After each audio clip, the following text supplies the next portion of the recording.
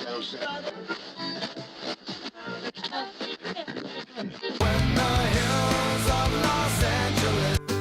Angeles, I'm and most Hollywood nights. She comes to California, oh, California. What you say about Los Angeles? LA got the people saying,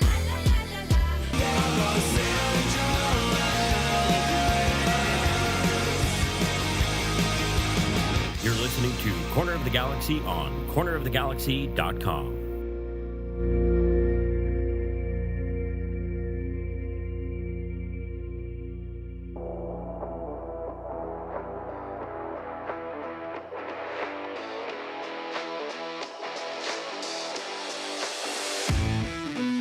It's time for another episode of Corner of the Galaxy from the Box, the show that gets you behind the scenes of the LA Galaxy and into the minds of soccer reporters and MLS experts. Your hosts for the day are Corner of the Galaxy's Josh Guesman and LA Times soccer reporter Kevin Baxter. Let's start the show. Hello, everybody, and welcome to Corner of the Galaxy from the Box on cornerofthegalaxy.com. I'm your host, Josh Guesman, coming to you on a Monday, March 27th. March almost over. LA Galaxy go winless through the first month of the season. Maybe not surprising, maybe some surprising. We're going to talk about it. 0-0 draw, of course, with the Portland Timbers. I know a lot of you were frustrated to watch that game. Just imagine being me. I missed it, and then I had to watch it, and then I knew the score was 0-0, and I still had to watch it. So going to talk about that for sure. Coming up, transfer window slowly closing, and of course the LA Galaxy schedule coming up as well. If you're looking for Mr. Kevin Baxter, he is on a plane too. Well, actually, I don't know if I'm allowed to say where he's going to. Let's just put it this way. It was a 26-hour travel time for him. So we'll eventually get him back on whenever he comes in, but I think he's going to be out this week and next week. Should have some interesting coverage on the baseball side of things if you're paying attention to that. To help us out tonight, we are going to be joined in about 8 minutes or so by Alex Ruiz, one of my favorites from the striker. He's going to come on and talk some LA Galaxy with us, talk about Portland, all that fun stuff. Hope everybody's having a nice Monday. I hope everybody had a nice weekend. It was weird having an early game. The first game of the entire sort of weekend. I think in some ways it sort of set up the entire weekend, right? In the way that there wasn't a ton of really great soccer. There were a lot of blowouts, 6-1. Atlanta wins 5-1 against Portland, then loses 6-1 to Columbus. I believe I got that right. So there's that. St. Louis beat RSL, I think, 4-0. We can look at the scores here real quick. Yeah, Columbus and Red Bull New York draw 1-1 there. Columbus beats Atlanta 6-1. That's weird. New England beats DC at DC, which is interesting, 2-1 there. Without Sebastian Lletget, if you've been following any of that on Instagram. Or, excuse me, Sebastian Lletget wasn't even on that. He's on Dallas. We'll talk about Dallas whenever we get down to Dallas. They lost LAFC 2-1, missing Sebastian Lletget at LAFC. Sebastian out for personal reasons. I'll let you snooze around the internet on that. Just saying, it feels like the Galaxy dodged a bullet on Sebastian Lletget. And maybe they were taking that bullet for a while, and they have since passed it off. Probably not the worst thing that has ever happened to the LA Galaxy there. The Chicago Fire beating Miami 3-2, weird. Orlando 2-1 over Philadelphia, a little weird, but Orlando is a good team. Philadelphia is a good team, but Orlando doing it in Philadelphia. Again, Philadelphia has to sort of rebound after not getting MLS Cup. So that's an interesting story to follow, but losing at home to Orlando. Austin 1-1 with Colorado. Who scores the one goal for Colorado? Kevin Cabral. Of course he does. Houston 1-0 over New York City. Weird. Seattle 4-1 over SKC and SKC turning out to be quite horrible. And if you look back as the Galaxy, maybe you're saying that maybe you should have taken points from that game. Minnesota draws with Vancouver. Vancouver is a bad team. Galaxy should have taken points for that one for sure. But Minnesota, drawing Minnesota at home, that's disappointing for Minnesota, who was sort of on a tear.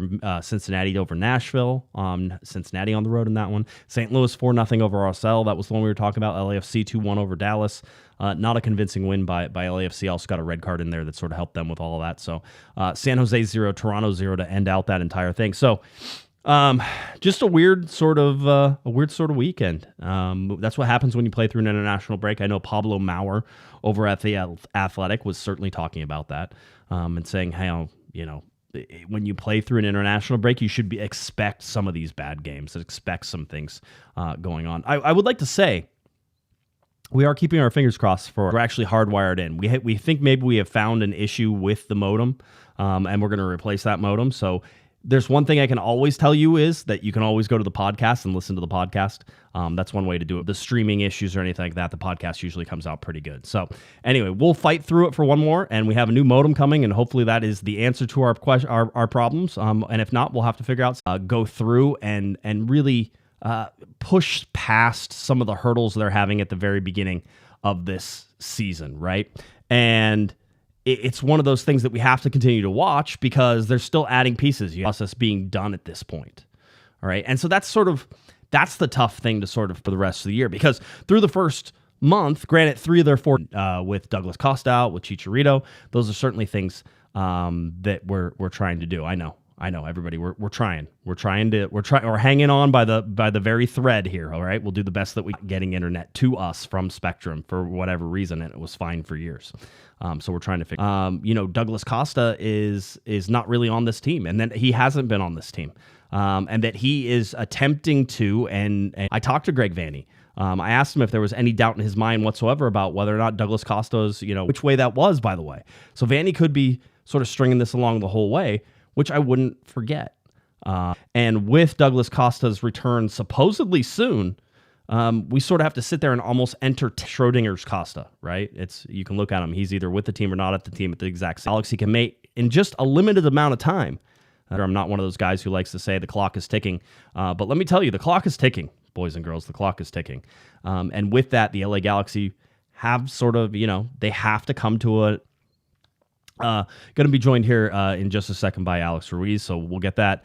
Just want to barely start, probably a little windy, but a little less rainy than everybody expected, including the grounds crew, because you had Greg Vanney talking about it after the game. These are things that happen for a reason. Mr. Alex Ruiz. Before we get any further, Alex, how's it going, buddy? Going well. How's it going, Josh? I'm doing excellent. Well, I was just starting to get into this game against Portland. 0-0 draw. Going for international, but to start up. Personally, my biggest surprise, but I think that was kind of in support for Calegari. We kind of saw that looking back at the game, play that card. But an also interesting start for me was to be able to get some of the other players maybe a little bit more involved. Kulabalik just came back, a little bit of center back rotation, but as they say, if it ain't broke, don't fix it, right? We're going to set you and give you a rest, right? Because he's literally done nothing. He probably has the freshest legs out of anybody. I'll say he hasn't been an issue, Alex, but he has in almost every single game that he's played, given the ball away down the middle, ways up the middle. That's the only thing I'm really seeing. He's collected, and every time he plays, I feel like he just makes another. I know he's here, but it's not like you can get rid of me. Yeah, for sure. Tactical yellow card right there. But yeah, like you said, he's not put a foot wrong. I thought he was really good, but in that sense, I was surprised to see him go full 90. Yeah, it's interesting. Calegari, let's stay with the defense. You had Edwards on the left, you had Caceres in the center, and then you had Calegari making his LA Galaxy debut on that right-hand side. Yeah, I thought his performance was excellent. I think Greg Vanney kind of talked about it. He was really impressed with Calegari being thrown into this game, being with the team for less than 2 weeks and having to play on turf, which is something Greg Vanney complained about after the game. And he was really good when it came to providing that width on the right side. If you look at his heat map from this game, he was basically getting his touches right on the touch line, and he was really opening up the field for the rest of the LA Galaxy players. I mean, he led the team with 3 chances created, and that's great.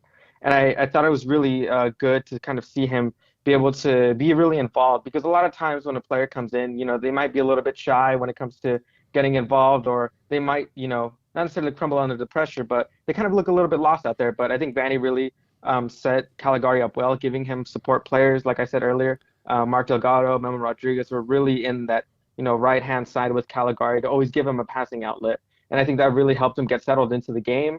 And the fact that, he was allowed to get forward because Raheem Edwards was playing a lot deeper this game. I think Greg Vanney said after the game that, Edwards was basically a control player, and Calegari was given the freedom to go up and down. And I think that's, best for a player to be able to get comfortable with that. You kind of loosen some of the jitters from your first game, and I thought he did excellent. He showed a lot of promise. I think you need to work a little bit on those crosses Right. to really get the best out of him. But so far, really, really good start. Good 90 minutes for Calegari. Yeah, I thought it was interesting looking at the average positions, and one of my favorite things, the passing network and the average positions for LA Galaxy players. You had Calegari, who basically spent his average position was into the attacking zone. He was over the midline there for a defender. And if you look at Edwards, it is tilted back, just as you said. Edwards stayed a little bit more home. The other big thing that sort of comes for me whenever I look at the passing network and everything that sort of comes around that is there were two guys who were sort of on an island in this game. And that's really where I think the improvement needs to come. One was Preston Judd, obviously getting his first MLS start. Really a guy who by necessity was put there. But when we've seen him, hasn't been horrible in spurts. And the other guy is Tyler Boyd on that left side. I would probably expect a lot more from Tyler Boyd in this game, and for the most part, either Portland did a good job marking him out, or the LA Galaxy did a poor job of finding him in space. What do you think of Judd and Boyd? Yeah, I really like Preston Judd. I think his attacking work rate is excellent. I mean, he's constantly making runs. I mean, he's the biggest striker that the team has, so he can kind of be a little bit more of a target man when it comes to those long balls or trying to win those aerial duels. And I really thought, he should have gotten that goal from that one chance he had in the first half. Unfortunately, he didn't. But overall, he kind of showed that, he is willing to scrap out there. He's willing to, be physical, put his body out on the line. He really did everything in his power to get into good positions, to be in the box, be open. And on Tyler Boyd, this is definitely a game where I thought he needed to be involved a little bit more. Considering, you're playing against a team that likes to be in a low block. You want to have a player on the wing who's constantly moving, who's moving the back line, who's making runs off the shoulder. Just Boyd wasn't able to get those touches, and props to Portland for taking him out of the game essentially, and that's kind of why the Galaxy tended to attack on that right-hand side. Yeah, I was telling everybody before the show started, I said I was sort of in this area where I didn't get to watch the game live, so I had to rewatch it knowing it was a 0-0 draw, right? So that's like the worst position you can ever be in as a reporter, is knowing you have to watch a game that is not going to be exciting. And everybody had already told me that it wasn't exciting and I shouldn't be watching it. But when you go back and you watch the first half, if you watch the first half of that game, you would think for sure the LA Galaxy scored in that second half. Just in terms of the amount of chances they probably had the biggest amount of chances, especially if you load the front of that 6th minute Brugman shot basically gets tipped over the bar by David Bingham. Maybe that was the best shot of the night. You had that one. You had Judd, who shot from the top of the box and who just found the outside of the right post, probably only about 4 or 5 inches off on that one, and he has his first goal. And the Galaxy probably win that game, although you never know for sure, because Portland seemed uninspired up to that point and uninspired through most of the first and second half as it goes. But is this a case of, and I think Greg Vanney was saying, things are sort of coming together, right? Like he felt that things were starting to get better. Do you feel like things are getting better? Was this a dominant performance by the LA Galaxy that just needed offense, or are there bigger issues here? Yeah, I think I wrote, kind of my recap of the game. This was kind of a step forward, but not like a leap forward. Like this was again another positive performance to build upon. And Portland are a tough team to play against. They are very pragmatic in their play style, and the Galaxy definitely just were unlucky with these chances. I mean, you had David Bingham having like the game of his, his best game in the last 2-3 years, right? Since he left the Galaxy. They were just really unlucky in this game. I think there was a lot of really good takeaways from this game. I think we talked about the defense, right? They looked really good out there. Those last 5 minutes were a little chaotic and whatnot, but still in general, in the grand scheme of things, they played well. I thought the midfield again looked really good. Gaston Brugman is proving that he's the best player on this team right now at the moment. Yes. Ricky Puig just still being very influential when it comes to the final third. Just, the wing play has just not been there, and that's really kind of holding this team back. And it's very, very obvious that it's the one part that is going to be magnified every single game, considering that every day that goes by, is a day without a new signing, a new winger, considering the Galaxy have a transfer ban in the summer. So I think this, like I said, this was a good step in the right direction, but just not a leap forward that you can say, okay, that brings you a lot of confidence, But the next couple of games are tough, but we'll see what Vanney's men do. Yeah, it's interesting. I was talking about, Memo in terms of Memo Rodriguez and what you see from him. you get sort of exactly what you expect from Memo Rodriguez, which is going to be a guy who's not a winger, who tucks more inside, who's going to sort of be inside and be those outlets. I thought Rodriguez had a bunch of chances. Maybe the best chance in the second half from the set piece. And I would wager to say that Memo Rodriguez is probably the best set piece taker on the LA Galaxy right now. Is that crazy to say? When you got Ricky Puig and Gaston Brugman, every time Memo sort of lines one up, it seems like it's at least on target. Yeah, he's definitely been dangerous from those opportunities from set pieces. And I think Memo in this game, when he got the ball inside, he looked so much more comfortable in the center of the field than he does out wide. And I think that's very apparent in the second half. You kind of saw him play a little bit more inside and combine a bit more with Ricky and with Gaston and with Mark. And that really helped the Galaxy offense kind of be able to push the ball forward. And in my opinion, I think the Galaxy play best when they're attacking through the middle, because that's where their strongest players are at. And when the Galaxy were able to do that in this game, they were able to, put balls into the box, be able to kind of get in those areas that are good for chance creation, to get those passes off for a shot on goal. But Memo Rodriguez is such an interesting player to me because, he's being asked to play in a position where he's not really been, trained to play for a majority of his career. He's being kind of in those half spaces all the time. He's not the fastest guy in the world.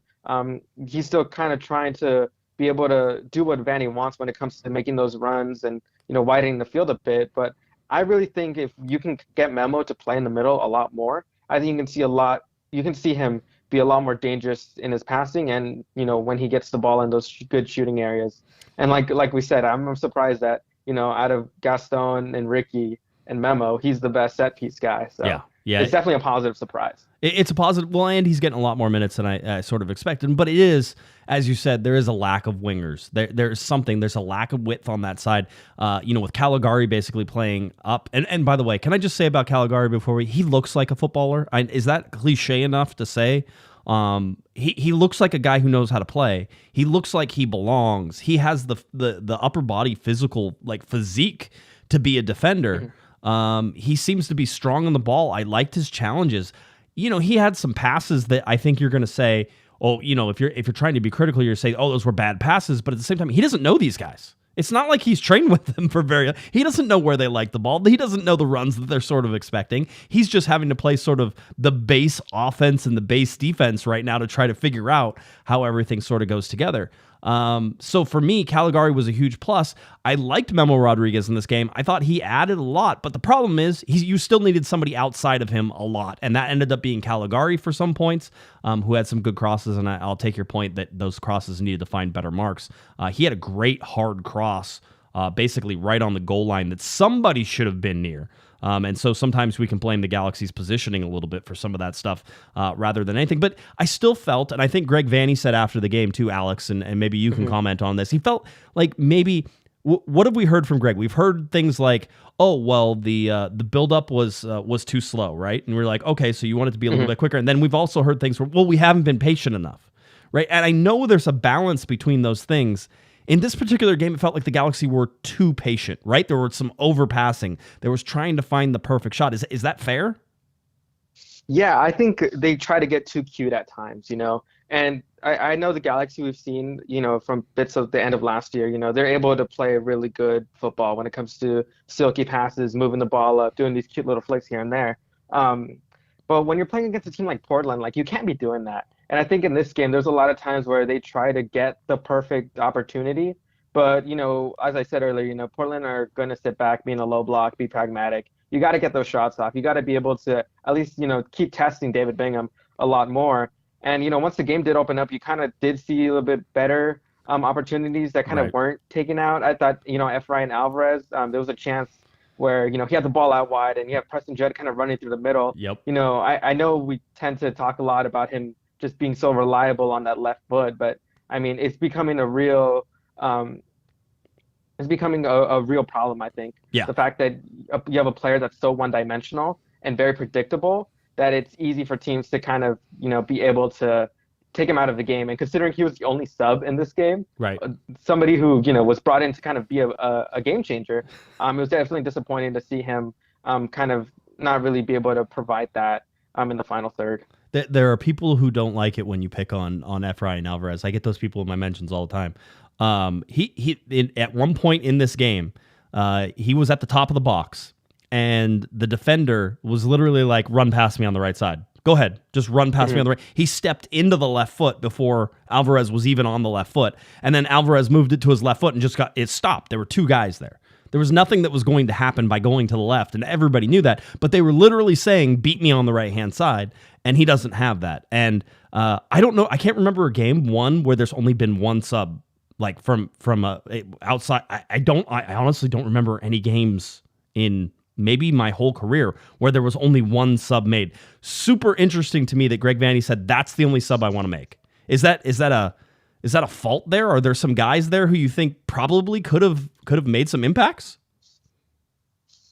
Yeah, I mean, I think Greg after the game kind of talked about like, look, and when you kind of take a step back, we're missing pieces like Chicharito, like Douglas Costa. I mean, Johnny Perez was available, but I mean, he's coming off an injury, and I don't think you kind of want to give him those first reps on turf. But this is kind of a question about the LA Galaxy's depth. I mean, we know that they have players, but I mean, Costa's been injured.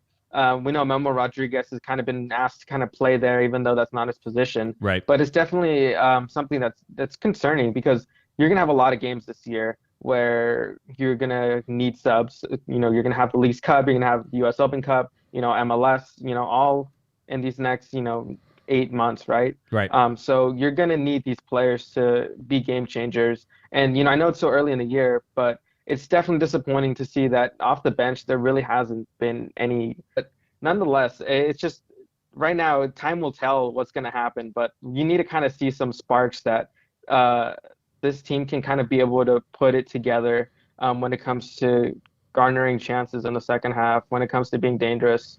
And at the end of the day, we all know that this team is still very incomplete. And I understand that point of view, and I think it's very valid.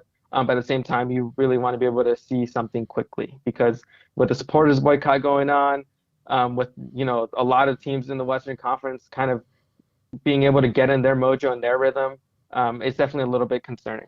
Yeah, but not too much. Yeah, I understand. There is sort of a preach of patience here, right? And with all the with all the away games, right? 3 out of the 4 have been away. With all that stuff going on, it's one of those that you have to sort of sit there and say, okay, how much do we really feel is an issue? And there's all these different ways. One is, Alex, and I've sort of put it this way. One is the LA Galaxy haven't played anybody really of consequence yet. Not anybody of who has really been taking this, the first 4 games in any sort of leap and bound. In fact, they probably had one of the easiest schedules whenever you look at opponents' points per game in that. Having said that, they've also played 3 or 4 away, and they've taken points that if you're late in the year and you go to Sporting Kansas City and get a point, if you're late in the year and you go to Portland and get a point, you're probably okay. But neither of those teams have looked real good, so it's sort of hard to put all that in perspective. Is that fair? Yeah, it's kind of like that saying, is the glass half empty or half full? It really depends on how you view it. This team hasn't won a game all year, but also this team is unbeaten in 3 straight games. I saw that. So I saw that email that the LA Galaxy sent out. They're like the LA Galaxy are unbeaten in 3 games. I'm like, they're not wrong. That's how stats work. Exactly. It's all about perspective when it comes to this Galaxy team so early in the year. But like you said, right, like getting appointed, these places on the road later on in the season would be seen as a net positive. But right now, so early in the year, and with the circumstances that this team is dealing with, I think overall should be kind of viewed in a more, half full kind of light, because there's a lot going on with this team. But they're still being able to, kind of grind it out, even though grinding things out isn't exactly what you want to do to start off a new campaign. Well, you sort of brought it up. You talked about game changers, right? Effort coming off the bench was supposed to be a game changer. I asked that sort of question on Twitter. It's like, who are the game changers who come off the bench for the LA Galaxy? And the answer is that usually it's guys like Preston Judd, or it's guys like Dejan Joveljic, and those guys have a bigger impact. Those guys make teams think a little bit. But in the midfield, I'm not sure you have that game changer. You have bodies for sure that can sort of fill that in. So I feel like the Galaxy are still short on the game changer in the midfield, the guys who are going to be the wingers, the guys who are going to play in, Douglas Costa, if indeed he's an LA Galaxy player, which that's my tinfoil hat theory right now, that he's not actually a Galaxy player.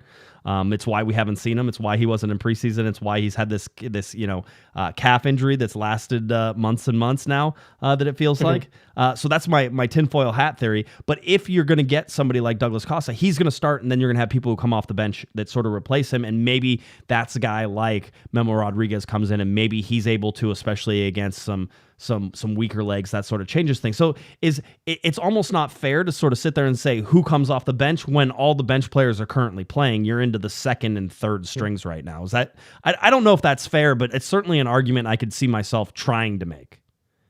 No, it's a valid argument, especially considering, I think you had the graphic up earlier today, right? 28 days until the end of the window. That's right, 28 days. We're seeing the Galaxy team right now. Their depth is being tested like this early in the year, with their injuries, with the players out on international duty. Like, this is exactly like the kind of scenario that you kind of expect in midseason when, players are presumably gone for, international tournaments or a couple injuries here and there. And you can see that Vanny thought, the only game changer was one player, which was Efrain Alvarez. And I think when you really look at, like you said, that midfield, they're really good, three in there. But aside from that, you're really lacking. There's a big drop-off, I think, when it comes from that trio of Brugman, Puig, and Delgado. Right. And then to those bench players, there's a pretty big drop-off, in my opinion.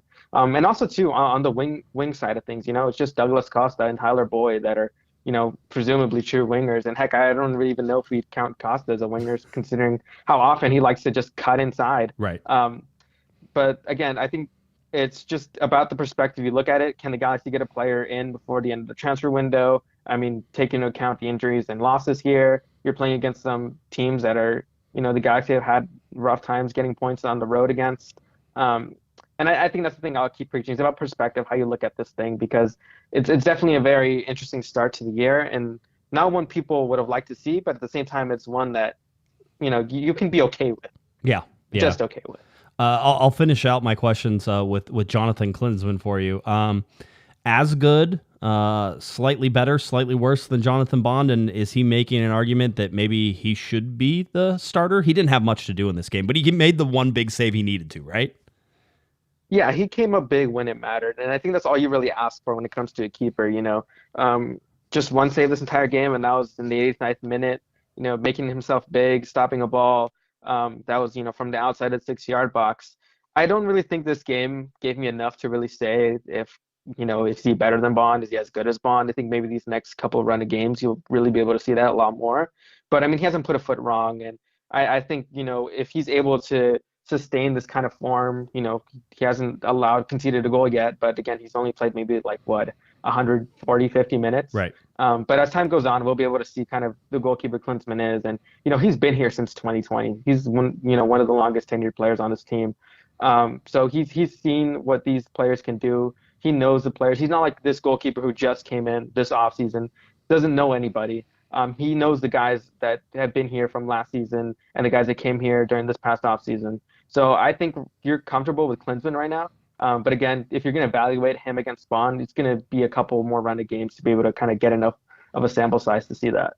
Alex, I'm your biggest fan, just in case anybody ever wants to argue. It was me. I was there first, and I'm your biggest fan. So tell people where they can find you, and we'll make sure that they tune into you.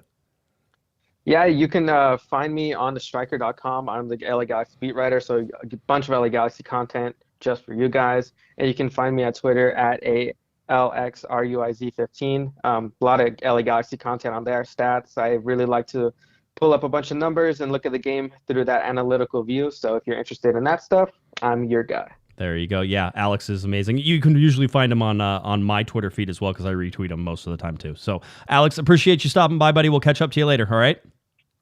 Yep. Thank you so much. Good night, everybody. All right, there you go. Mr. Alex Ruiz.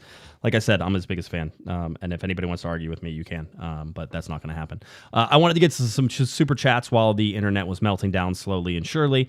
We got one from, of course, executive producer Herb. He gives us a $16.44 super chat, says, "Hey Josh, technical difficulties again. Case of the yips, just like Ephra. I wish Ephra had the yips. Maybe that means he was shooting and they were just not going places. SPQR Prof. He's a $10 super chat. Thanks, Josh, for all you do and learn so much through COG and at halftime. We appreciate that. Certainly appreciate you following in. eSuper, who I like to harass endlessly on this podcast, $20 super chat. This is for the COG Equipment Fund. We'll work on that. I swear to God, the modem is actually ordered. One of our wonderful listeners is helping out with that. Okay, we have people. We are working on the problem. It's just not as quick as a hand. And like I said, I literally have a cord running halfway through the house to make sure I'm plugged into the wall to get the best internet, and it does not matter. So anybody who is arguing it's the Wi-Fi, it is not the Wi-Fi. $5 super chat from Tony. Tony, good to see you back in the chat room. Hey, Josh, is Costa receiving offers from Gremio at this moment? Don't know about the moment. Costa's best friend apparently went on radio in Brazil and was like, oh, he'd love to come back to Gremio to sort of revive his name and sort of make good with the fans and everything. This is where my tinfoil hat theory has sort of been going, right? This is where we've been trying to sort of connect dots and make things make sense. And the bottom line is that Costa really hasn't been sitting this whole preseason. He's supposedly in return to play. I'm not. The more I talk myself into this, the more I sort of get going into crazy land, which is there seems to be a lot of signs pointing to him not being here very soon. And that's tough I don't know if the Galaxy are going to buy him out. Maybe that's a threat, I mean, I'm sure Costa wants his money too, right? He's like, pay me all my money and then I'll go to Gremio and I'll get some money from them too. I just don't know. But if the Galaxy are going to buy him out, then they have to have a replacement. Have we heard anything about any sort of wingers that have really come through that you're saying, oh, that's a DP winger? We haven't, right? And I am not of the belief, and we have so far proved it this preseason into this season and everything else. We have proved that we will hear about rumors when they're talking to players. All right? Because it usually comes out. As things actually progress, we will always hear about it. Somebody will talk. Okay? And so that's sort of where I'm at, which is I haven't heard any big rumors. So how could Costa be on his way out if I haven't heard those rumors sort of following? Maybe they haven't pulled the trigger. 28 days, though. That's not a joke, right? That's not a joke. It could be down to 27 now. I think it's actually 10 p.m. West Coast time is usually whenever it shuts down on April 24th. So we could be closing in on 27 days here shortly. But 28 days as we stand right now left. All right. I'll say this about the game. It was a lot less boring than you guys made it sound. It's a frustrating game for the Galaxy. Almost 70% possession. I think 17 total shots. Let's bring up the thing. I can just look at it. It's okay. Yeah, 17 total shots. Portland didn't get a shot on goal until the 90th minute, right? They didn't get their second shot on goal until well into the second half. The defense has been holding up its end of the bargain, all right? And that goes for the midfield as well, because I think the midfield did a really good job of tracking back in this case, and they kept Portland contained. Portland was shorthanded. The Galaxy were shorthanded. These are not full-strength teams going at it. For sure. Portland has a whole bunch of guys injured. In fact, I think FOTMob, I brought up theirs just to sort of look, 1, 2, 3, 4, 5, 6, 7 players injured right now. LA Galaxy have 4 players injured right now. All right. Although I'm pretty sure that Chase Gasper is sort of close to being back in there and back to playing, right? So there are pieces missing to both of these teams, but you expected the Galaxy with all that possession and with some good chances as well to sort of be above that fray, right? To do it. I'll tell you this, go on FOTMob because I think they do a great job. Look at the momentum chart, right? The momentum chart shows Portland much more into this game than if you're looking at the possession chart, right? Because Portland is a grab it and burn it type of team, right? They're going to grab the ball, they're going to run up the field, they're going to make some passes, they're going to try to score, and then they give it back real fast. They were particularly poor in this game. Kevin called me and said, how bad is Portland? And I was like, I don't know. I can't watch right now. I'm actually out riding on the trains. Right? And he goes, trust me. I got text message from another broadcaster who was watching the game and basically said that this Galaxy team should have had a lot more chances and that they looked bad. And I can sort of see that in terms of, hey, this isn't a great team that's not all put together. But at the same time, this is a team that dominated Portland for most of that game. Outside of, us say, the last 10, 12 minutes, that's the part where Vanny hated it the most, right? That's the part where Vanny was like, we have problems. whenever the game got real open at the end. Now, that gave the LA Galaxy some chances to actually get in there, but they squandered so many of those chances with slow buildups and slow execution. And it wasn't just about being patient. And Vanny even said it. He was like, they needed to play that ball sooner. There's one, I think, in the second half where Judd gets the ball, it's on the right-hand side, and if he takes it one time, he either gets a shot off or he crosses the ball really easily. Instead, he takes a big touch in the box, cuts off all the angles, and then tries to cross it in the center. And it's like, you wasted that one touch, wasted that attack. Alex brought up the Efrain Alvarez one, which I'm sure we've all seen the picture of. This ended up not being a shot where Alvarez is all by himself on the right-hand side, and they end up not getting a shot off, right? Because he's going to take it and just come in. Memo Rodriguez off the upright. You had Preston Judd off the upright. You had Gaston Brugman, who had a goal that probably should have gone in, right? You had Ricky Puig, who had the ball tipped over by David Bingham. These weren't poor performances. It was just poor finishing in the end. And so I do like the fact that the Galaxy are sort of making these steps. And if you get a real player up top with Chicharito, and yeah, you're going to have to rely on him. People are like, are you really going to rely on, a 35-year-old striker? Yeah, you are. That's how it's going to work. That's what the LA Galaxy did. They renewed his contract. He's coming back. So yes, you're going to have to do that. So when you do that, when he comes back, can he be as effective as you need him to be? Supposedly close. He's close to returning, and he should be in return to play this week, which means he should start retraining with the LA Galaxy this week, which means there's a possibility he's available for Seattle coming up on Saturday. All right. If you look at the top players for the LA Galaxy, Gaston Brugman, Alex Ruiz talked about it. He was top. Raheem Edwards, we haven't talked about him, had a very good game. A more reserved Raheem Edwards is a better defender, is a better overall player. You don't get the offensive bite from him, but I thought he was plenty involved in the offense. Raheem Edwards needs to learn about what he just did in that game and just try to repeat it, because that is a really good left back performance for Raheem Edwards. That was his best game this year by far. The best game he has had in all of the preseason too, right? So really interesting to see that. And then Calegari is the third best, a 7.7 according to FotMob, and I agree with that. I thought he had a very good game. Quietly very good. I expect good things from him. Greg Vanny was pretty pleased from him after the game as well. So those were sort of the games with Portland and breaking down that one. I had a question from Field of Berm, says, any idea what Will Kuntz's title will be? Will we get an official announcement? You should.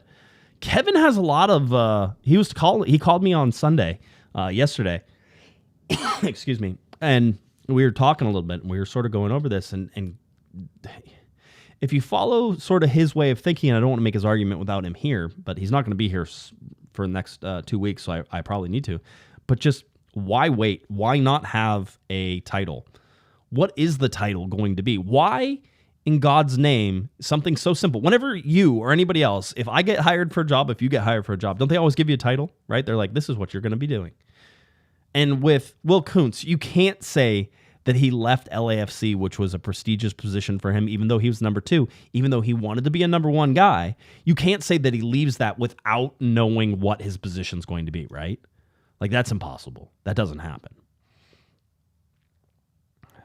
So my argument and Kevin's argument, I think, is sort of mirrors this, is that of course you know what his title is going to be. Of course you know what his position is going to be. And he's not coming to take that position without knowing what his title is going to be too. And he's probably not coming to be, Greg Vanny's assistant.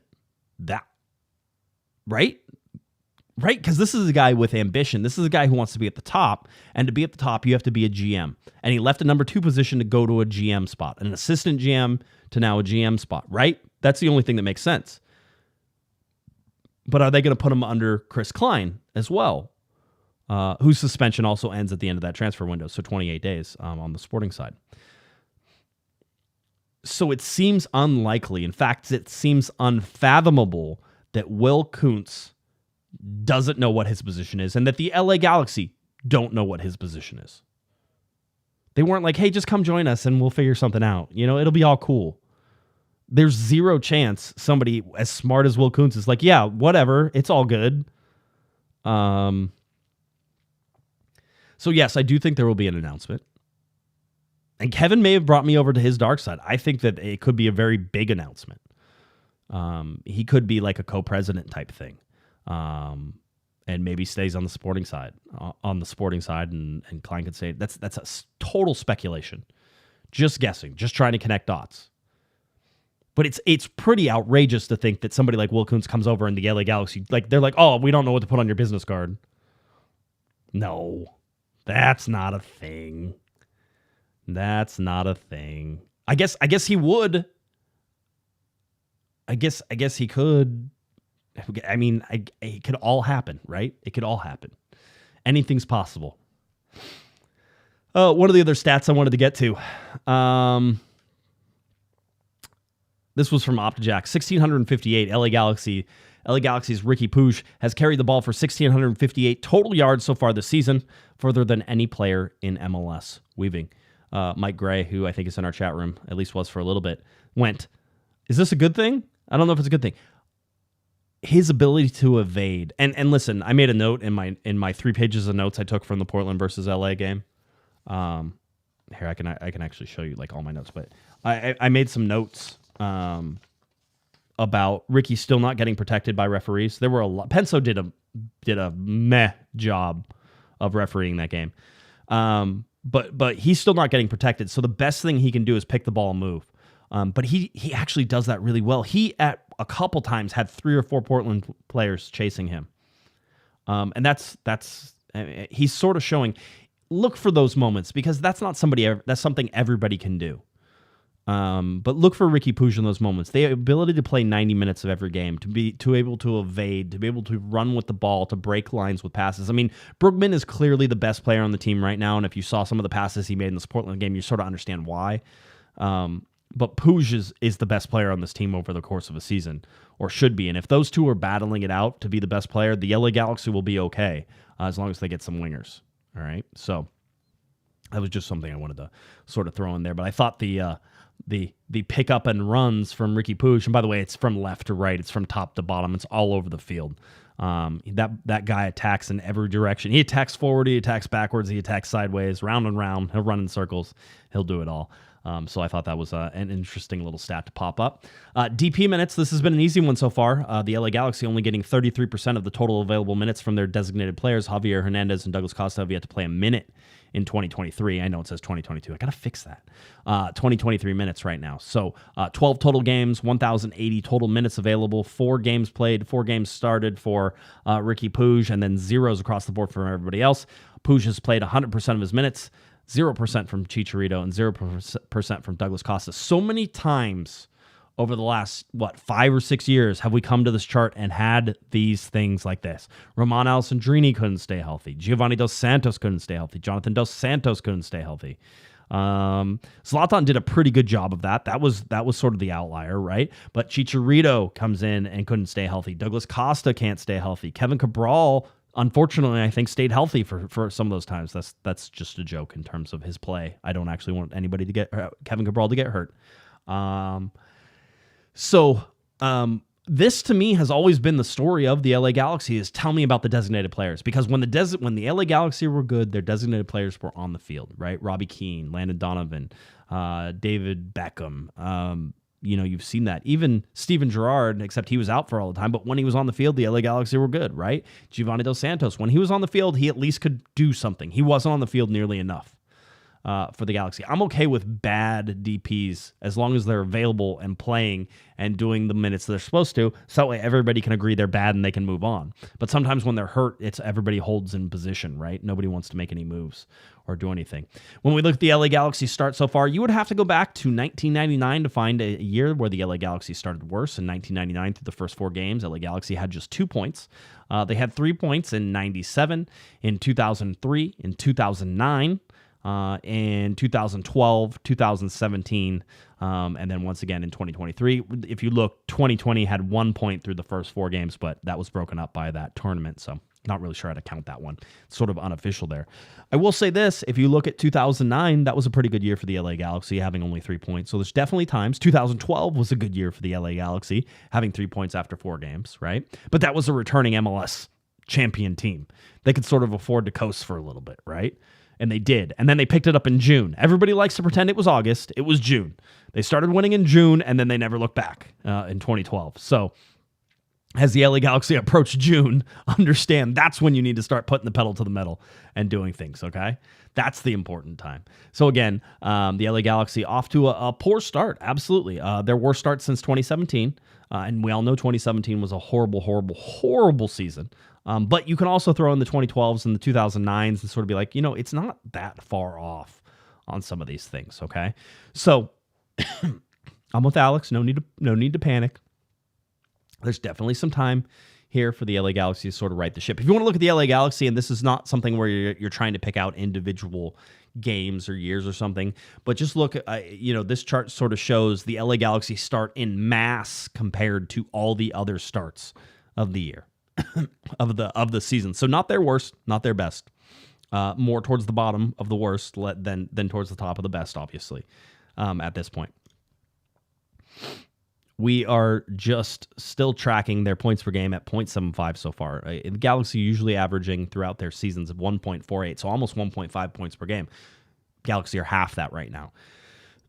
Expecting them to pick up some more points for sure. Let's go to goal projection. If I told you the LA Galaxies were only going to give up 34 goals this game, would you be excited about it? I know some of you would definitely be excited about it. What if I told you they were only going to score 17 goals? So when we project these things out with 2 goals scored so far and 4 goals conceded so far through 4 games, we can project that out over 34 games. 17 goals scored, which would be low, very low, and 34 goals allowed, which would be low in a good way. So it's sort of extremes at this point.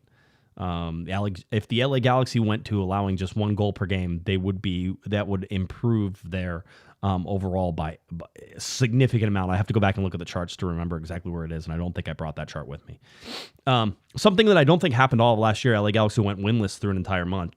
They have 1 loss and 3 draws in March. Now they get to play 5 games in April and 6 games in May, and if those things aren't coming fast, you're not looking at the rosters or at the schedules right now.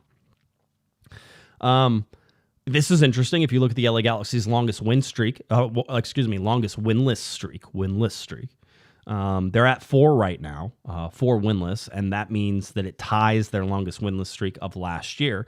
In 2021, they had 9-game winless streak. In 2020, they had a 7-game winless streak, and now the LA Galaxy are at 4-game winless streak that matches their longest from last year, which was 4 as well. So if you want to know the LA Galaxy's worst winless streak ever, and this is single season, so we don't transfer them over from other seasons. We just look at individual seasons. It was 12 in 2008. They had 10 in 2017. The Galaxy somewhat trending towards that 10 right now. But again, having lost just once in their first 4 games, they have 3 draws in there. Not sure anybody's really excited about that. Looking at the schedule, we're now into April. We'll start April off with a bang. April 1st, LA Galaxy versus Seattle Sounders, 4:30 p.m.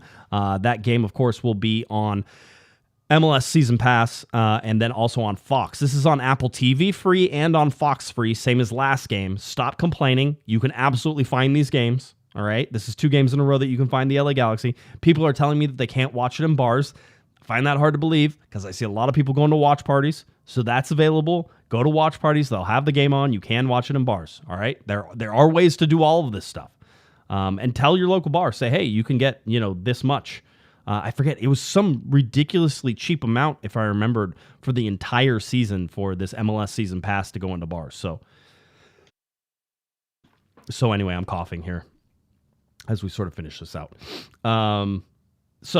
That's what's coming up in April. Then the LA Galaxy go away to Houston. They're home to LAFC. That's El Tráfico on April 16th.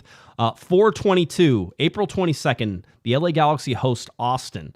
On 4/22, that will be the last game before the transfer window closes. We should have a pretty good idea of what the LA Galaxy team will look like for the rest of the year outside of some intra-league transfers that could happen in the summertime. All right. The next thing that happens is on April 29th, 7 days later, the LA Galaxy will play away at Orlando. The window will be closed by then. So we're looking at these games. There's 5 games in April. As we're looking at this, we know by the 5th game in April, the window will be closed. The LA Galaxy will be locked in, and they don't have a summer transfer window to fix anything. So realistically, by 4/22 or 4/29, you should know what this LA Galaxy team will look like, even if the players haven't arrived yet. Okay.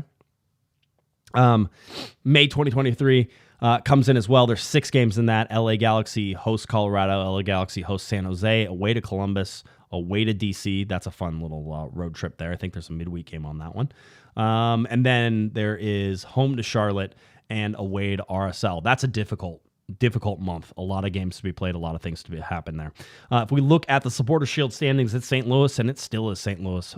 They have won every single game that they have played in so far, one of the best starts in Major League Soccer history.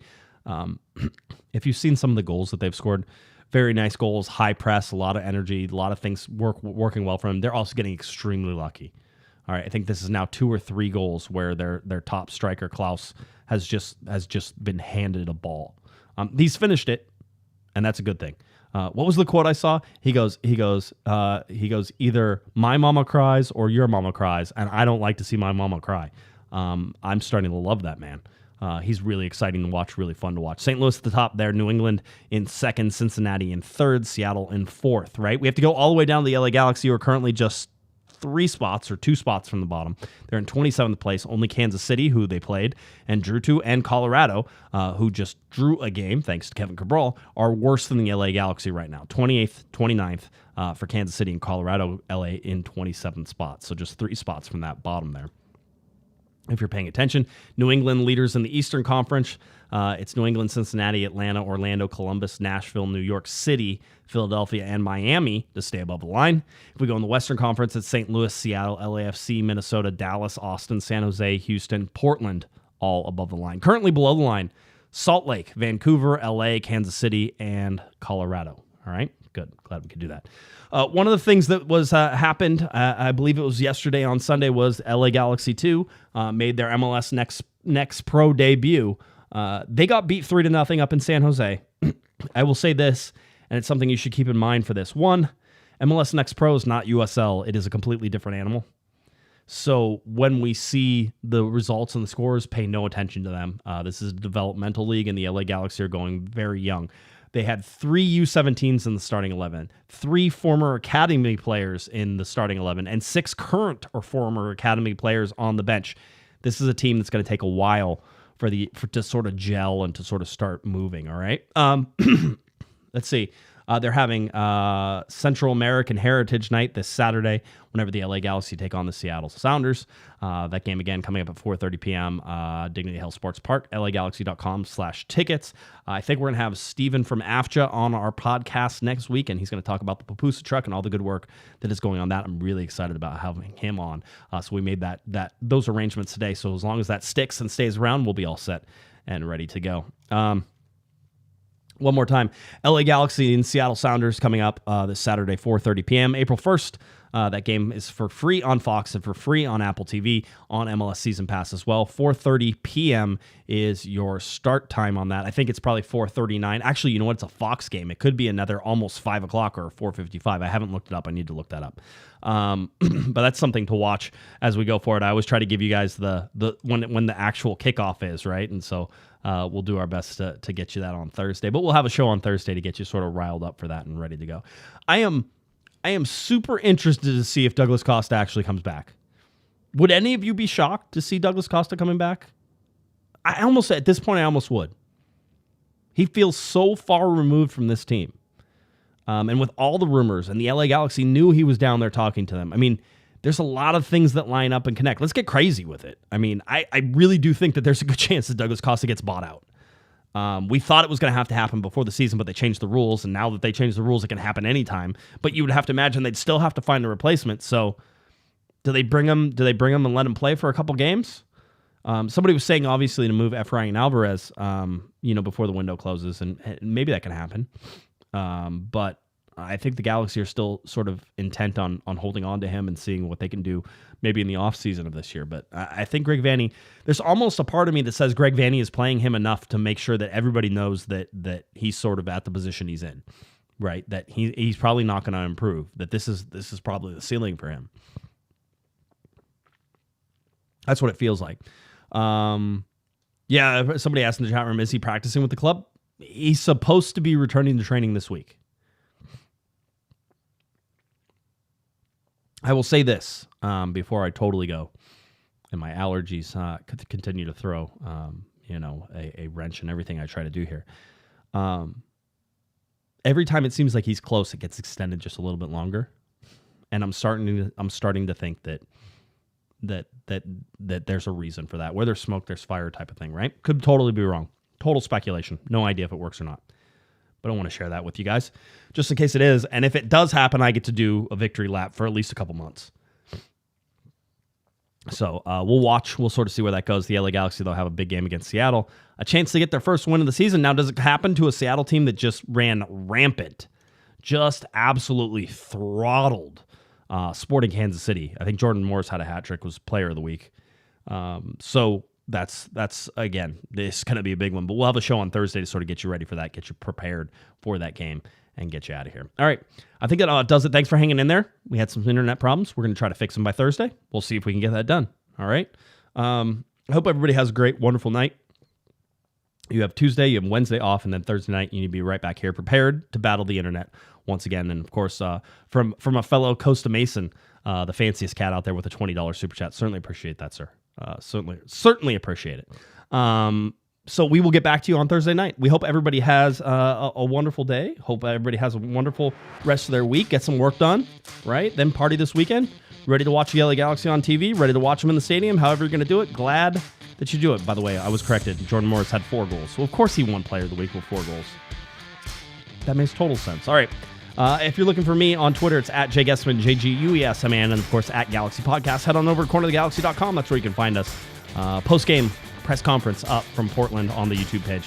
Make sure you check that out. Subscribe, like, all those fun things. If you're looking for Mr. Kevin Baxter at KBaxter11, and of course at LATimes.com. He'll be back after his trip to faraway places. All right. Everybody have a wonderful night. Have a wonderful day. However you're listening to us, we appreciate you. For Kevin, the Panda Baxter, I'm Josh Pato Guesman. You've been listening. You've been watching to Corner the Galaxy from the Box on cornerthegalaxy.com. Have a great one. You've been listening to the Corner of the Galaxy podcast on cornerofthegalaxy.com. You can follow the show on Twitter and Instagram at Galaxy Podcast, and be sure to check out and subscribe to iTunes, Stitcher, and Facebook by searching for Corner of the Galaxy. Fans, we thank you for listening, and we ask that you be kind and courteous to your neighbors as you leave the podcast. We thank you for joining us and look forward to seeing you again. Until then, I'm Michael Araujo, and on behalf of the entire Corner of the Galaxy crew, goodbye, everybody.